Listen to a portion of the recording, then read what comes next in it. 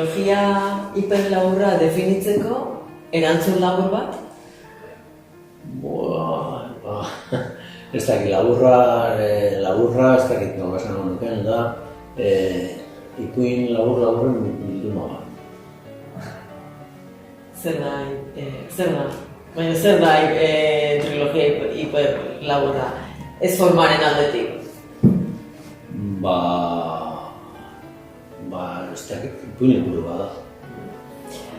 Eta ipuinak edo ala poesia? Zer nahiago ezak? Nik uste dut, ni sentitzen naiz nahiago nuke poeta izan. Baina ipuinak idazten oso gustora sentitzen naiz, eta benetan ipuinegile bai sentitzen naiz. Biak dira nire